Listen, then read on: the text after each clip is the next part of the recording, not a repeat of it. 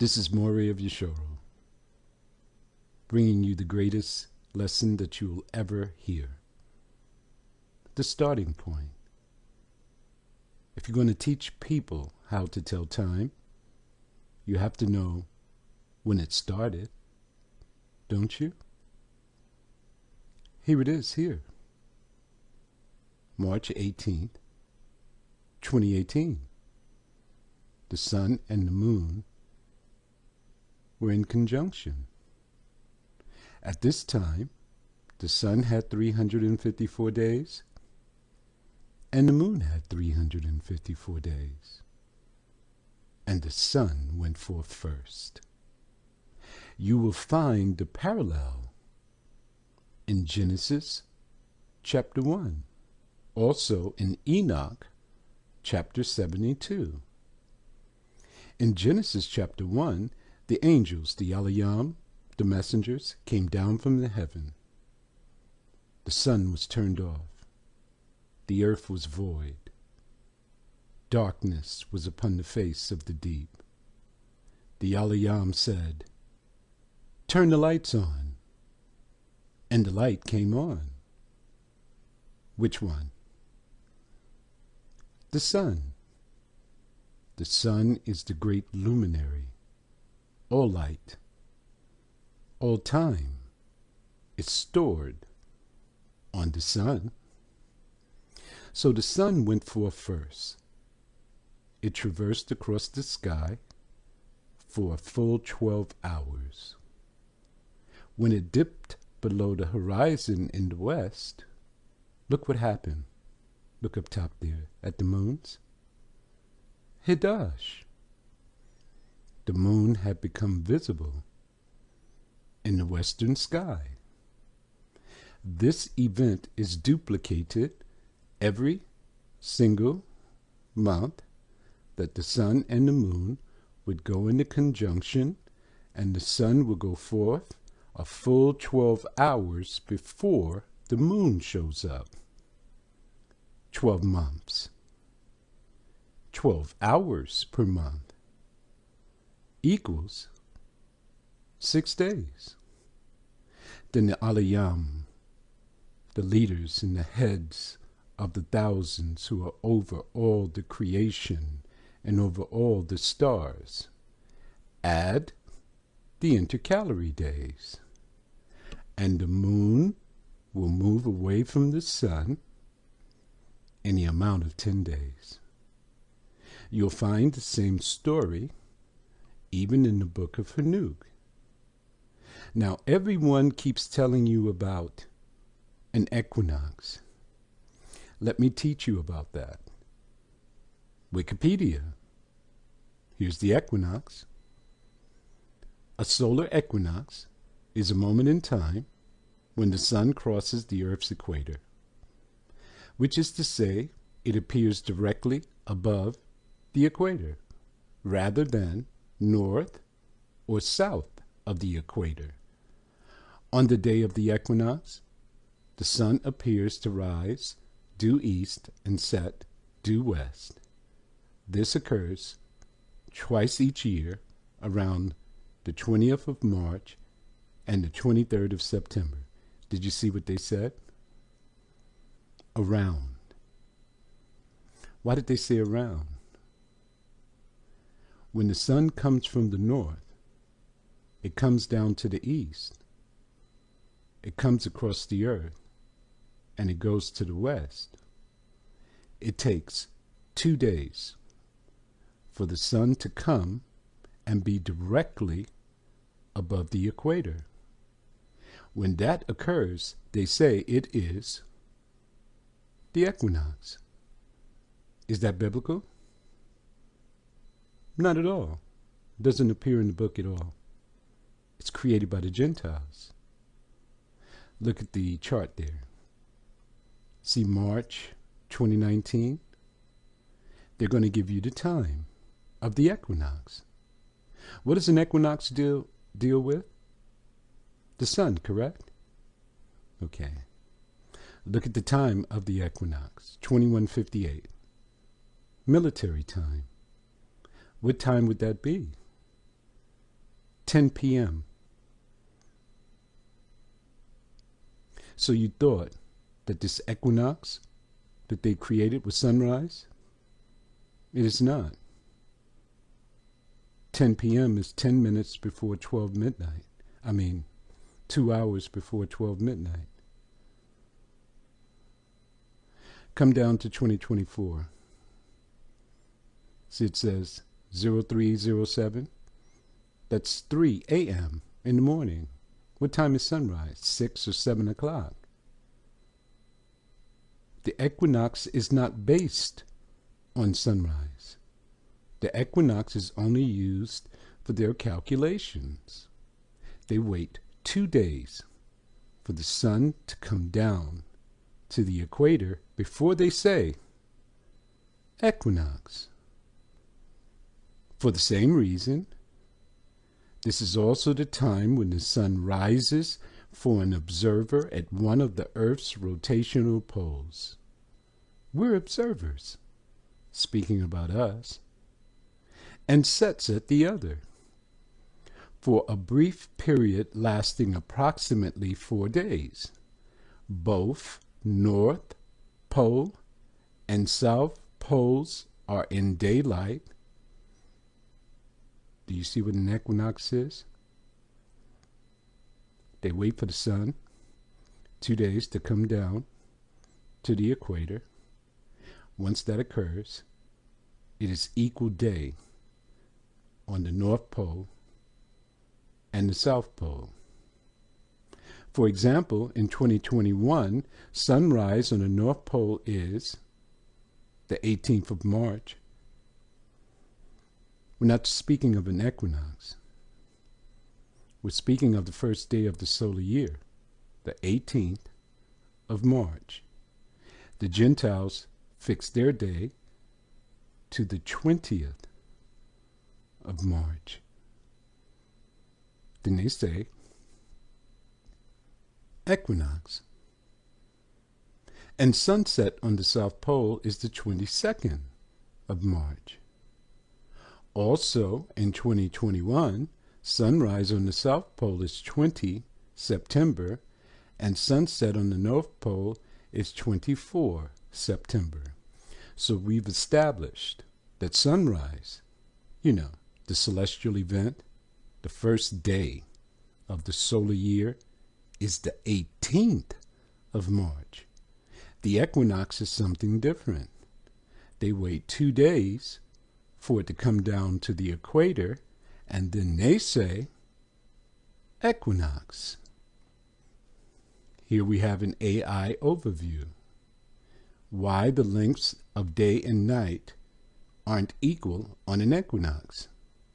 An equinox is a day when the day and night are almost equal in length.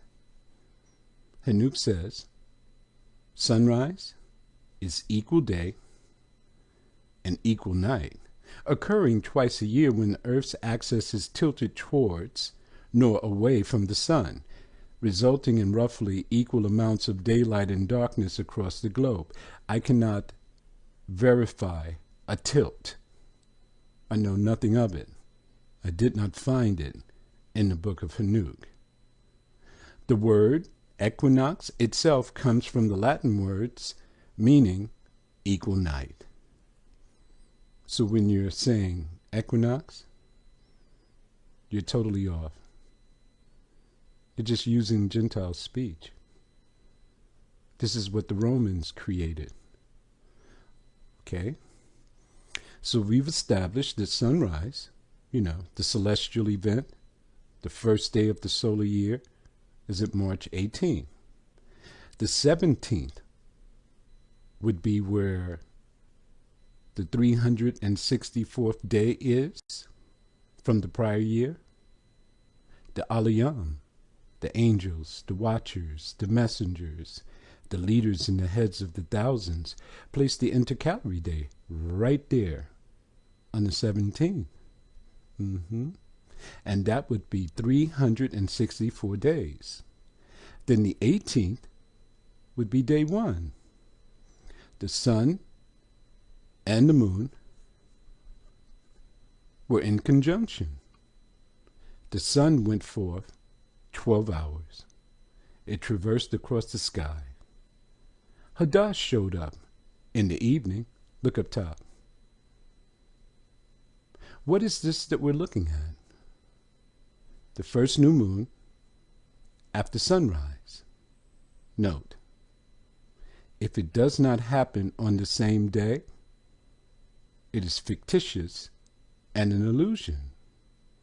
It has to happen on the exact same day. The first day of the solar year, the first day of the lunar year. See how perfect Yah's time is? Then men come in and destroy it. Okay?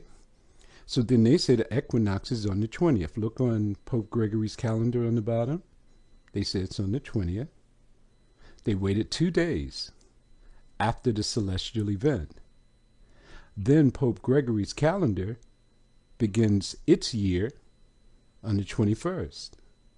How many days is that away from the celestial event? 3. Pope Gregory's calendar is a lie. If you're on Pope Gregory's calendar, you're on the calendar of the Gentiles.